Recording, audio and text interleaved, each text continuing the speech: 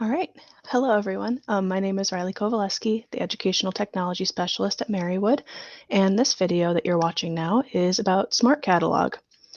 This is actually the introduction to SmartCatalog. There will be about 5 videos covering all the aspects of editing and using the workbox, promoting to different levels of users, but this one's just about how to access it, what it looks like, and we're going to take a look at the content editor as well, just to see what the different tools are before we jump into other videos about actually editing.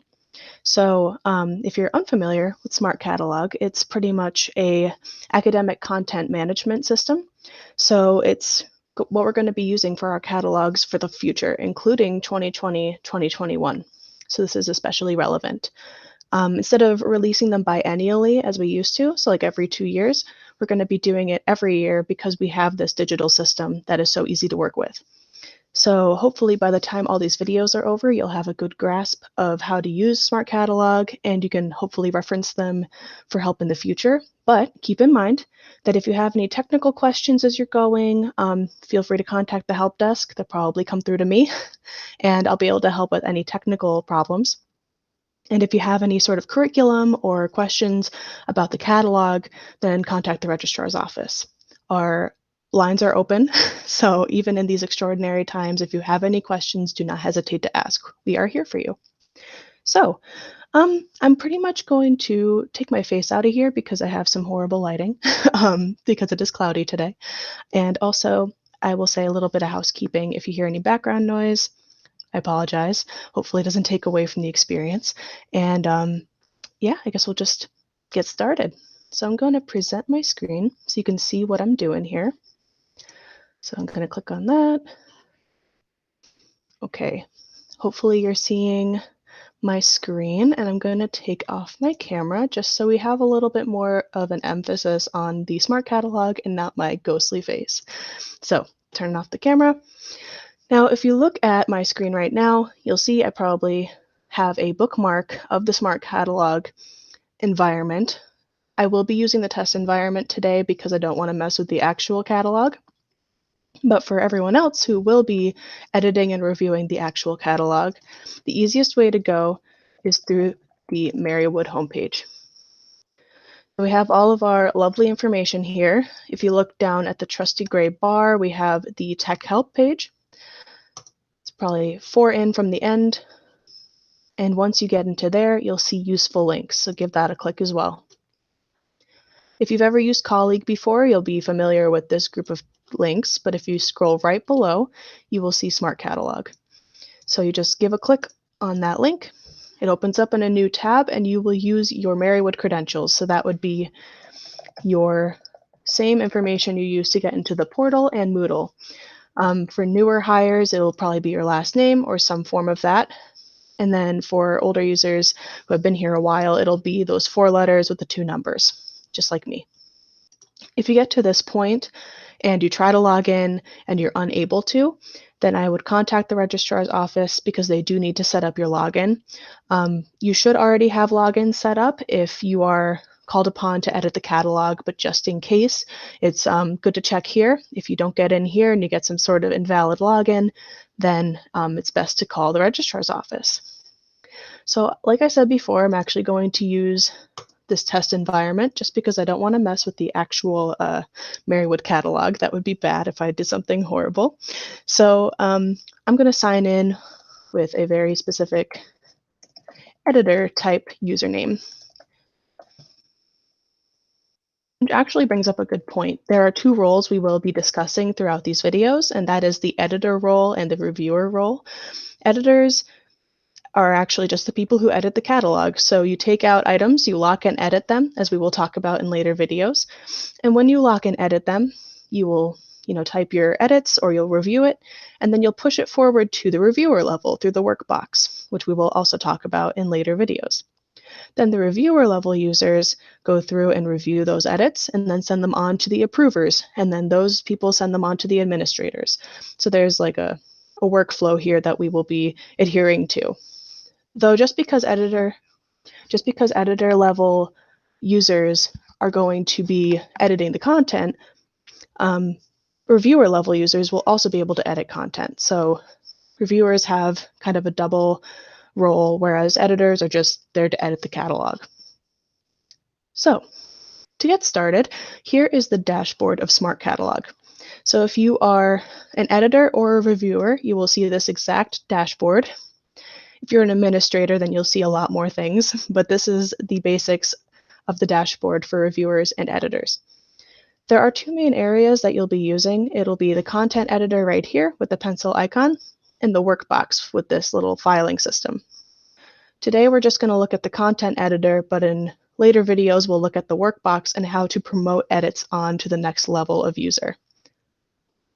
The media library actually holds all of the media that is seen in the catalog, so any pictures, anything like that, is all in the media library. The recycle bin holds all the things that were deleted either accidentally or on purpose. Then the control panel is just like a settings page. And desktop is just a different way to view SmartCatalog. So we'll really just be focusing on these two here. So, like I said before, content editor is where you will edit and view the content in the catalog. And actually, if you've completed the curriculum approval process, you can perform edits for approved course and program changes here as well. So anything you edit will then move on to the workbox. And like I said before, we will talk about that in a later video. So let's take a look at the content editor. So this is what it looks like whenever you open it. We have some three main areas that I want to talk about. So the first would be this ribbon at the top. So the ribbon is actually a lot like a Microsoft Office application. They all have ribbons, they all have tabs, and within those tabs there are functions. So on the Home tab, we actually have Export and Export Publish. You really don't have to worry about these things unless you want to export to a Word document and print it out so you can edit certain pages. You can see most of our things are grayed out here, but that's because we haven't selected anything from the content tree to edit. So I will get to that in a moment. But the export actually lets you export the entire catalog if you like, or if you just want a specific page to work on. And if you work better in like print with paper and pen, then you can export a specific page from here as well. The Navigate tab has some things like searching and links and favorites. We don't really talk about that much in these videos. Review, same thing, they're not really relevant to us. But Publish has a preview function where you can preview whatever page you're clicked on in the content tree. So if you wanted to preview a program and see how it looks on the web page or how it will look to the public, then you can click on Preview to see that. Versions has a compare function where you can compare the page you're clicked onto and see if there were any previous versions that were edited. So if someone else in your department edited it and you wanted to see how your edit compares to theirs, this is an option as well. But mostly we'll be using the Home tab because it does have a save button that is super important for when we're editing, and the Publish tab where we have the preview button that is also quite important if you want to see how it will look to the public. So that is area number one. Area number two is this content tree that I keep talking about.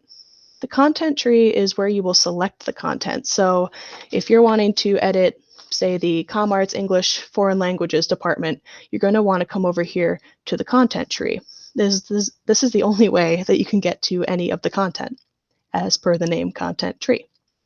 So to access the items in the catalog, you'll want to expand using the small black arrows to the left of any of these headings. So SmartCatalog is already expanded to see content and media library.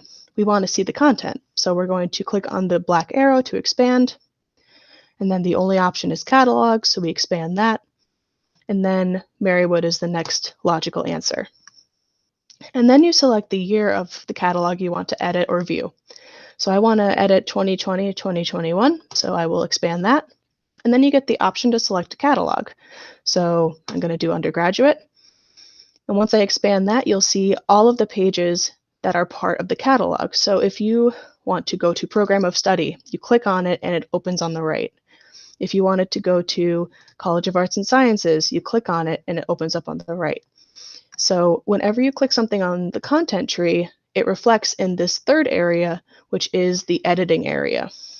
But before I move on to that, I do want to mention that as you're expanding these little folders, the text gets harder and harder to see because it gets longer. So if you need to expand this content tree, you just need to hover your cursor over the bar between the content tree and the editing area until it becomes a two-sided arrow. So then you can drag it to the right to expand it, drag it to the left to make it smaller. So those are important things to know both when you're clicking on the content tree items and when you're editing those items. So you'll hear me call these little headings items because in SmartCatalog, that's what they refer to them as. I may call them other things as we go, but they are essentially items. So each of these pages is an item. That item gets opened in the editing area when you click on it. So I'm going to actually decrease the size of this just because I want to see my page a little bit better. But this brings us to the third area of the content editor, which is the editing area. So it's at the center of the page, and it changes based on the item you select in the content tree. You'll see different text boxes, lists, and other fields depending on the type of item you select. So for example, this is one type of item. It's called a narrative item because of this page icon. Narrative items are just text-only items. There is nothing fancy about them. They have a title field, they have a content field, and that's pretty much it. So narrative items are just text boxes, and like this page is academic support, it makes sense that it's only a text box because you are relaying information through text only. Now you compare that with a program, which you will probably be doing most of the editing with. Programs are actually slightly different in that they have a very specified structure.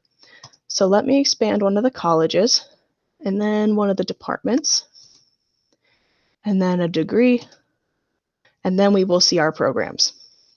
So pretty much programs are nested within departments, within colleges. So if you are looking for an art degree, then you want to go to arts and sciences and then expand art and then find your degree you want to, edit. So I picked philosophy. You can see there are three different types here. We have a actual degree, which is this page with that ribbon on it. That's what that icon means.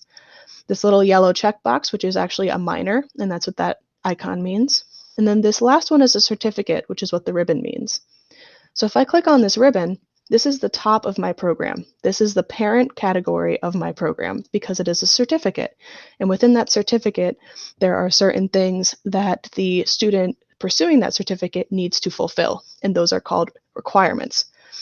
So to see those requirements, we have to expand the certificate, and then we will see this green folder. That green folder is universal in SmartCatalog for degree requirement folder. So if I click on that, we can see that we have a little information about what is actually required, what the courses are like if they're classroom or online, and then we can expand one more time to actually see the requirement lists, which is what these green checkbox lists are. So if I click on one of these, such as 2 required courses, you'll see that I have a title. I also have a requirement narrative, which is a form of text box. So that's a narrative element. But if I scroll down, I'll actually see a course list, which is the third it's actually the second most common field type in SmartCatalog. So first we have our text boxes, which can have many different names, but they are essentially just text boxes. And then we have tables like this course list, where editing it will have us pick from different courses to add to this list that act as requirements for this certificate. So it all kind of comes together.